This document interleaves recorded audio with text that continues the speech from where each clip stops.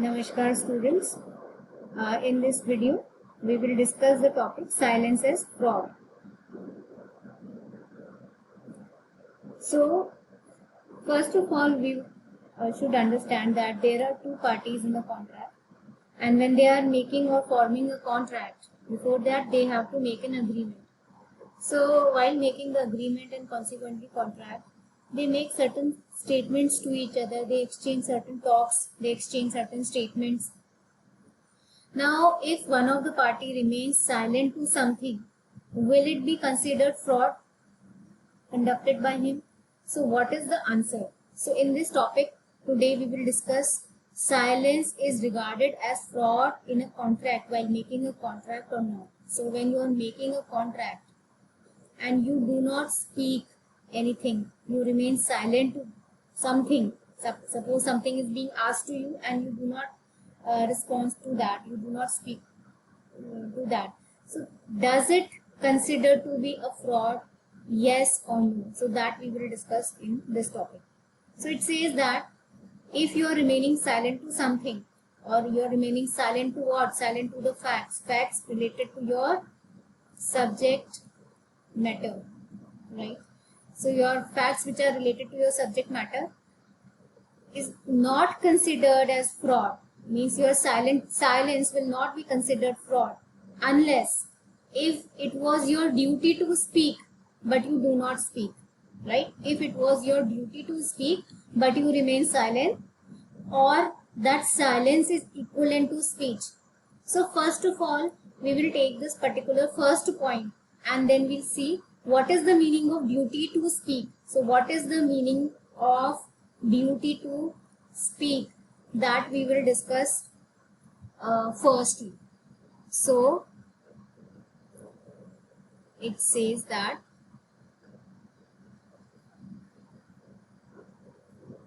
the meaning of duty to speak, first point is, so there are first point which says that contract of Ubrima Fide, or it is also known as utmost good faith. So Latin term is Ubrima Fide, or you can also, the English translation is utmost good faith.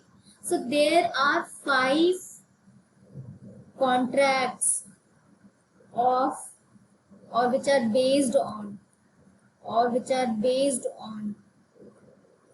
utmost good faith, right? So there are 5 kind of contract, 5 type of contract that we'll discuss in this. They are based on utmost good faith. What are they? So first of all, we should know the meaning of utmost good faith. Utmost good faith means when the parties are having 100% faith on each other, right? And they are supposed to disclose each and everything to the other party when they are forming the contract. And if that contract is based on utmost good faith or Ubrima Fide, they are supposed to disclose every detail, right, related to the subject matter, to the other party. If they are remaining silent to that here, because that is their duty to speak, and if in this case, in the contract of Ubrima Fide, if the parties or people remain silent, that silence will be treated as fraud, right? Here the silence will be treated as fraud.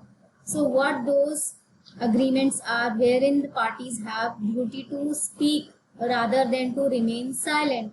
First is contract of insurance. So under the contract of insurance, so obviously we know that the contract of insurance happens between the insurance company and the person who has taken insurance from that company, right? So in this insurance, whatever facts you are aware of, which you are knowing, or which are important for you to get that insurance from the company, you should disclose all those details to that particular company and you should not remain silent. So there is a very popular case which is there, that there was a lady and she had some heart issues and maybe she had given some kind of medical certificate or something like that, and wrongly, and when actual verbal questions were put up to her, she gave the wrong statement, or maybe she remained silent to that. So if questions are being asked to you and you do not say anything, right, so that silence will be treated as fraud here, right? Because insurance is a big agreement which involves a lot of money also, right? And it has got monetary implications also. So that is why this contract of insurance is based on utmost good faith, wherein both the parties to the contract should speak whatever they know about the subject matter, and if they do not know, then they should disclose this also to the other party, but they should not remain silent. This is first thing. Second one is contract for sale of immovable property. What is the meaning? Sale of immovable property, we all know it comes under the Transfer of Property Act, wherein immovable property is transferred from one party to the other party. If you are selling, suppose it's a seller and there is a buyer, and there is a contract of selling the immovable property, this seller should disclose each and everything to the buyer. He should not remain silent in case if the buyer asks a query to the seller. If he puts up a question, the seller should not remain silent to that. This is it. In case the seller remains silent to that, it will be treated as what? It will be treated as fraud. Right? This is there. Third is allotment of shares by prospectus. So when does it happens? Which entity allots the shares to the people, to the public?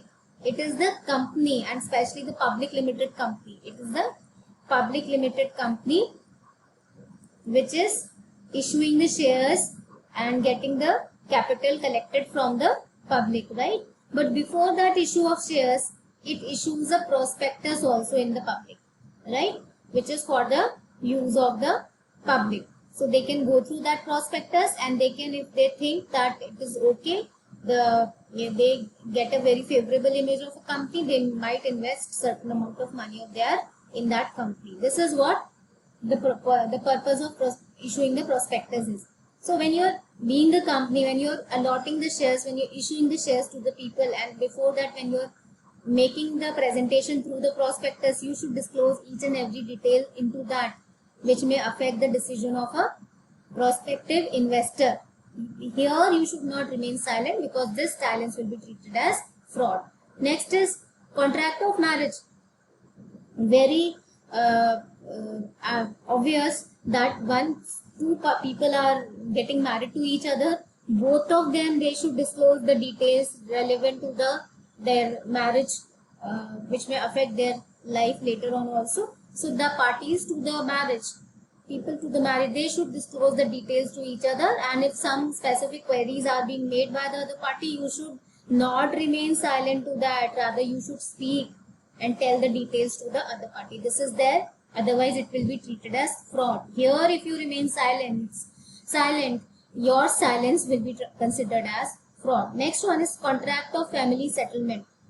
Family settlement, when happens, sometimes what happens, some of the family members, they are having more idea about certain details or certain aspects. So in that case, if it is a case of family settlement, everyone who is part of that settlement, every member who is part of that settlement, they should disclose everything to the other people. They should not remain silent. If a question is asked, they should not remain silent. Because why? Because all these 5 contracts are based on utmost good faith. They are having their 100% faith on you, and that is how you can see in every contract, in every type of contract here, the other party is relying on the other party. Is it clear? So this is what duty to speak under the contract of utmost good faith. Now we have seen that utmost good faith example here. So this was the first contract wherein the parties have a duty to speak.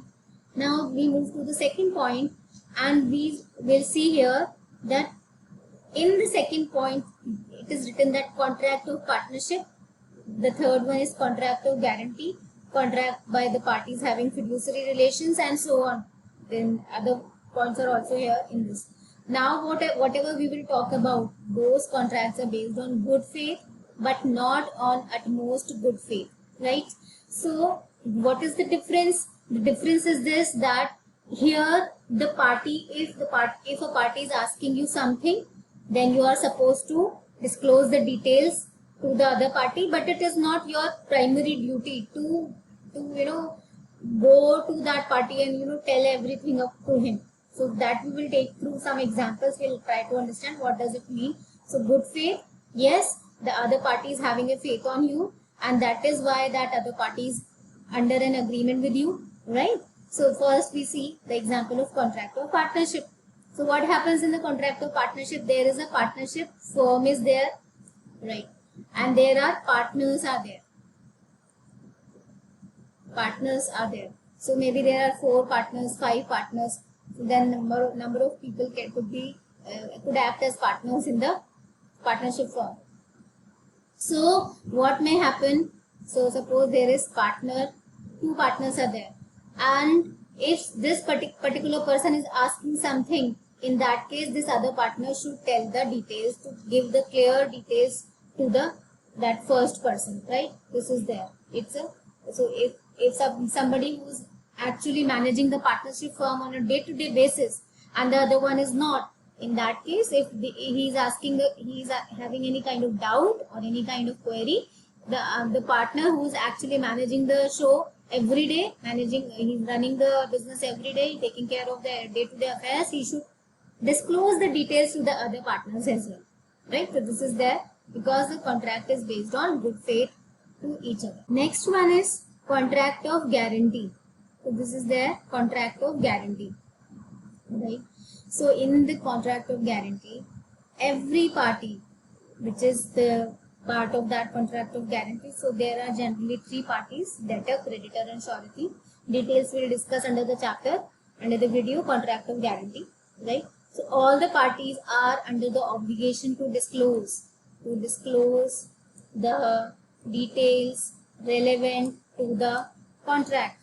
They should not remain silent, because in this contract, if they remain silent, it will be treated as fraud. Next one is contract by parties having fiduciary relation. Fiduciary relations means when they are under a relationship of trust between them. So in this case, like for example, a doctor and a patient, it is a case of fiduciary relationship, right? There is a lawyer and a client. It is a relation of fiduciary relation. There is a teacher and the student, parents and children. So all these things are the relation is fiduciary here, right? Trustee and the beneficiary or nominee or beneficiary. So these are people or some kind of guardian and the word of that guardian. That is it's a relation of fiduciary, right? So here the parties, they should disclose the details if asked. They give the details, they give the facts to the other party. They should not remain silent. If they remain silent, that silence will be treated as fraud here.